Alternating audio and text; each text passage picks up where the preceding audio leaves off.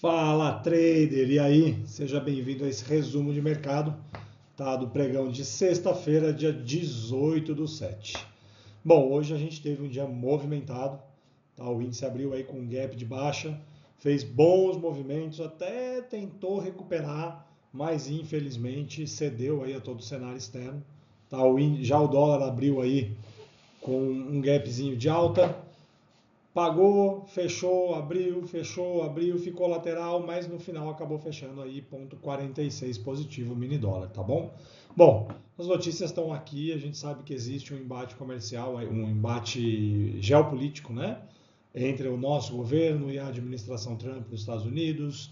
O STF hoje soltou aí algumas medidas contra o ex-presidente. Bom, a grande verdade agora a briga é de quem tem mais bala na agulha. Quem vocês acham? Em quem está suas apostas? Tá? Mas vamos lá. Antes de ir para o gráfico, eu só queria trazer uma coisinha para vocês. Isso aqui é um boletim que tem no próprio site da B3, tá? E que mostra o volume da bolsa mês a mês. E, excepcionalmente, esse mês, hoje é dia 18, a gente tem aí pelo menos mais uma semana e meia de pregão e o volume total negociado dela já está menor que o menor mês do ano passado, que foi julho, tá? Foram 20 milhões 649, nós já estamos com 20 milhões 165, tá? Assim, é algo preocupante isso, tá? A tendência é ele mais para baixo ainda. Agosto tende a ser um mês bom, a gente tem que esperar, né? Ver a entrada. Mas se você aliar isso à saída de capital estrangeiro do nosso país, e não é necessariamente por conta do conflito aí com o Trump e tudo mais, tá? É de uma maneira geral, a insegurança fiscal e a insegurança financeira que o nosso país passa hoje. Apesar de a gente ter uma economia muito resiliente, o brasileiro é um excelente trabalhador e ele muitas vezes simplesmente abaixa a cabeça e vai. Tem que trabalhar, tem que pagar as contas e pagar o leite das crianças, né? Mas de uma maneira geral, isso é um mau sinal, tá? Isso é um mau sinal porque indica que o investidor estrangeiro que aporta um valor significativo no nosso país por mês, ele vai acabar procurando outros mercados emergentes por conta de toda essa insegurança, tá? Então eu só quis trazer isso aqui para vocês antes da gente ir para o gráfico. Isso aqui não tem viés político, não estou defendendo nem criticando o lado, eu estou sendo racional. As coisas não vão bem, a gestão é controversa e, de novo, é o seu dinheiro. Você vai ficar pondo em risco acreditando que vai dar certo? Ou você vai colocar em risco se você tiver evidências claras de que vai dar certo? Né? É mais ou menos isso. Mas, bora pro gráfico. Opa, faltou um. Bom, vamos lá. O índice hoje, ele abriu com um gap bem significativo, tá? Fez um movimento vendedor aqui sensacional, tá bom? E onde que ele foi parar? Ele foi parar lá embaixo no 618, tá vendo? Ele fez uma retraçãozinha aqui antes, aqui se não me engano estava os 50%, tá, da macro.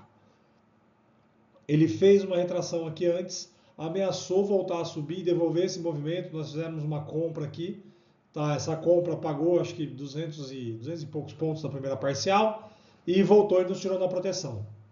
Beleza, tudo bem. Aí ele veio aqui embaixo no 618, que é onde ele deu o melhor tradezinho do período da manhã, tá bom? Ele deixou esse martelo, no 2 minutos tinha ainda um, um gatilho ainda melhor, tá lá, com estocástico derretido, mas Bertuzzo, ó, vai ficar gravado e registrado para a eternidade aqui no YouTube. Bertuzzo alfaçou, tá bom? Não me senti seguro em entrar nessa posição, não gostei desse gatilho, achei que houve muita recusa dos preços superiores, mas a verdade é que é o seguinte, o operacional está para ser seguido e não discutido, não é? Então eu tinha região de interesse, tive candle gatilho e tive o estocástico fazendo a validação. Então, se eu estava inseguro que eu colocasse a compra no 61, se eu estava inseguro que eu reduzisse a mão, mas a minha obrigação era entrar, não entrei. Deu um lindo trade, pagou aqui 700 pontos em linha reta, sem dar calor praticamente, tá? Aí aqui, a hora que ele falhou 50%, aí eu agi como eu devia ter agido aqui embaixo, só que aqui era para sair, né? E aí o Bertuzzo comprou, tomou um estopinho, tudo bem, a gente tinha saldo aqui desse cara, tá bom? E aí ele lateralizou, ele ficou sambando entre o 38 e o 618, tá? Ficou costurando em torno da média de 20, até que ele perdeu o 38 e aí ele iniciou o movimento de queda, tá? Esse movimento de queda, seria difícil a gente pegar ele numa retração, porque ele se iniciou baixo, tá? Se eu pegar ele tanto numa retração de venda quanto numa retração de compra, vocês vão perceber que ele iniciou super baixo. Ó, ele testou 100% da pernada, ele voltou, ele lateralizou. Então aqui possivelmente dentro do meu operacional de Fibonacci eu não teria tido nenhum sinal muito claro para fazer essa venda, tá? Mas depois dessa venda ela teve alguns pontos de entrada, tá? E interessante, como esse primeiro candle que originou, tá? Ele fez o zigue-zague aqui, ó, foi onde eu tive a divergência de estocástico. Vocês conseguem perceber? Eu tenho aqui os três topos aqui praticamente retos e aqui eu tenho uma divergência de estocástico. Então isso aqui para mim já era um sinal de que algo de podre no reino da Dinamarca, ou seja, alguma coisa não estava correta aqui. Foi onde ele iniciou a descida e acabou fechando um dia com 1,55. Foi um dia bom, de boas operações, então ele teve essa compra aqui, teve essa compra maravilhosa de 700 pontos, tá? E depois ele veio a lateralizar e depois só pagou essa venda na divergência. O dólar, por sua vez, foi lindo. Ele abriu aqui sem muita direção, ele abriu falhando o rompimento da linha d'água, né? Falhando o power coach aqui algumas vezes. Ele ameaçou subir, a média de 200 limitou ele aqui, falou não vou deixar você passar.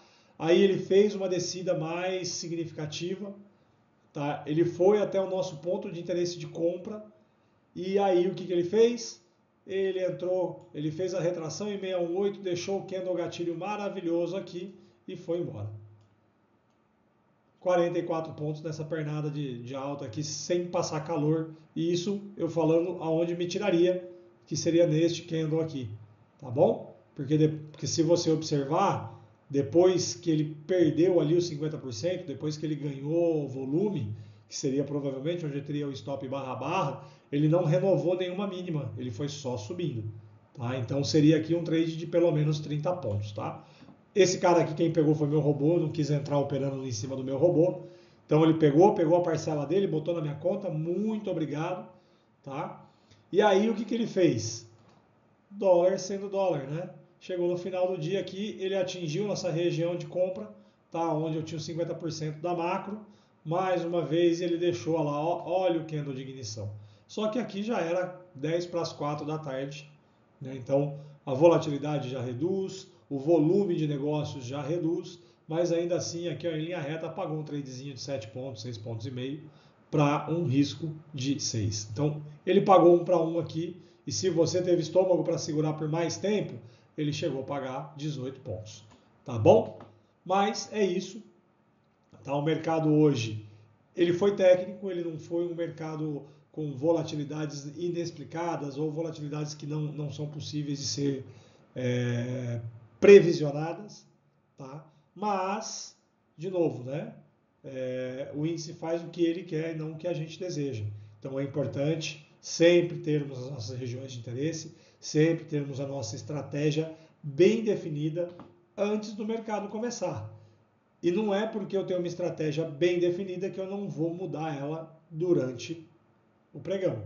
O importante é eu respeitar o meu operacional, tá? Mas a minha estratégia, os meus pontos de entrada, as minhas regiões de interesse, eu posso tranquilamente ajustar de acordo com o que o mercado nos fornece.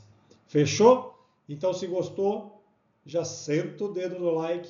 Não esquece de seguir o canal, ativar as notificações do sininho. Valeu!